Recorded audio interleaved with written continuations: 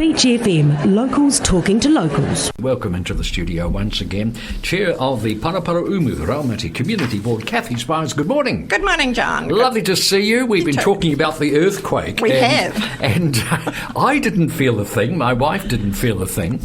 And you did. I did. I was jumped out of bed and I was gone. But it's a good reminder to ensure that you have, your water and your food storages, your torches, your first aid kits and all the rest of it. The sort of stuff we're talking about last week. Absolutely, yes. Because we never know when they're actually going to happen. Indeed. So, but just on that, Renee, the community board's working with Renee from Remo, and in March or April there's going to be an earthquake drill, so we're going to be talking with Renee about how do we prepare for that. It'll be publicly, for the public at the community. It's at the Kapiti Community Centre. So I look forward to that, and it's very timely, but it's just a good reminder to get our water tanks. We are, the water tanks, as we mentioned last week. We are the Shaky Isles, and we certainly could be accused occasionally of being a little bit blasé, but it was extraordinary, our Facebook page, the number of entries we had at that ungodly hour. I mean, it's after midnight we're talking about, isn't it? Absolutely. It was about quarter to midnight or something, and I thought, my gosh, it can happen at any time. It certainly can. And I suppose that tsunami is the next word that comes on your mind after an earthquake. Absolutely. As I was, when I go back to bed, I thought, my gosh, because my phone does not hear those alerts. Oh, the nationwide alert thing. That's right. So I understand that if you take your phone into your Spark or your provider, that hopefully they can, change it to the setting. Well, that's what I'm going to be doing today, to see if they can change the setting on my phone so I do get them. So that's good, but I thought, lying in bed, and I thought, well, if the neighbours start driving out in their cars, well, I'll be following. But it was all good. But we've just got to be made aware that, we have our supplies, and because you jump out of bed and you run, and I thought, oh, where's my shoes, where's my phone? You don't think. So yes, it's just trying to train your brain to think, well, grab your clothes, grab your water, grab your phone. And I guess that's what the drill is all about, isn't it? So it's all ingrained. You don't have to think about it. It's second nature. You just do it. You don't have to think. That's right. Yes, absolutely. So there's that. And I just wanted to mention today that with the beach bylaw, I know it's not on the Kapiti Coast District Council website as yet. I was going to mention that. Yes, but I have been told it will be going on this week, the information and the survey, and there'll be so much promotion about it that it is highly unlikely that anyone will miss it. So watch this space. Indeed. Well, listen to this space as well, because Randy's been in here, and we'll have quite a lot on Beach FM about that. Yes, and community board members from this weekend are starting to go out on with the beach patrol on the weekends to go to the grassroots and chat to people walking along the beach to give them information in the surveys if they wish to put in a submission for the first phase. So this will be going for the month of February. What is your view about the alarm system?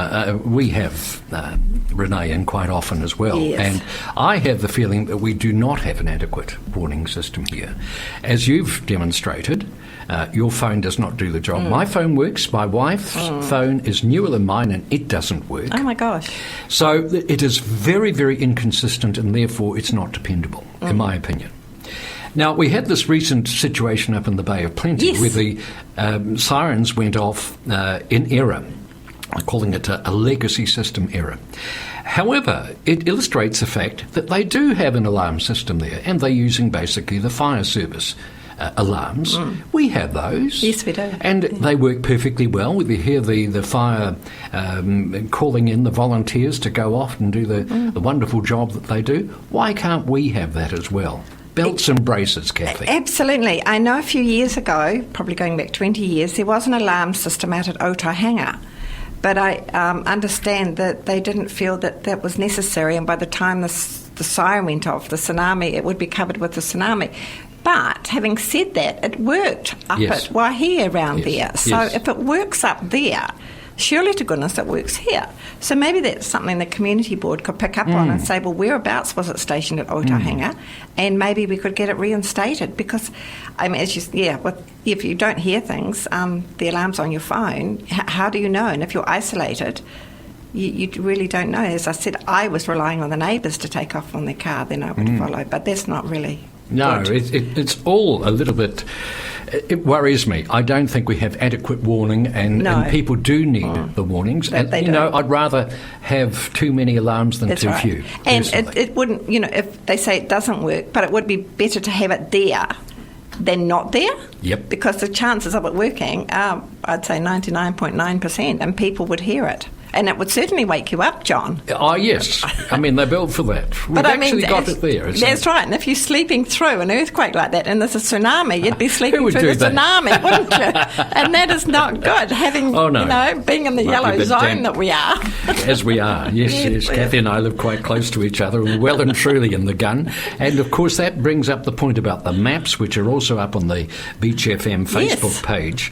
And, in our case, we're heading off to just by the expressway, aren't we? Yes. The church by the expressway. Yes, we are. Yes. So it's important that you know where the assembly point is. That's right. The Connect Church, also Mazengub Road, is another hub, the community centre. Right. Yes, and the Anglican Church on Kapiti Road. But they're all over, and you've got to know yours. Absolutely, don't you? you do need to know. Yeah, and that's when within the next 2 or 3 weeks as well. Once we get the beach bylaw in place, we'll be going out and ramping up the neighbourhood support people as well, and trying to get communities to look after their neighbours and spread the word about what you need to do in times of emergency. Indeed. So. And it's important for families as well, because often we're dispersed, aren't we? People away working, that's right, doing their thing, and you've got to know where to go so you can all make contact and get that peace of mind. Yes, absolutely. Especially, as you say, if parents are working, their child's at kindy or at school, but they've all got their processes as well. So we've all got to know where to go. Yes, we do. That's the story of life. Cool. Kathy, you may go now. Thank you so much for joining us. Kathy Spiers from the Paraparaumu Raumati Community Board. 106.3 Beach FM.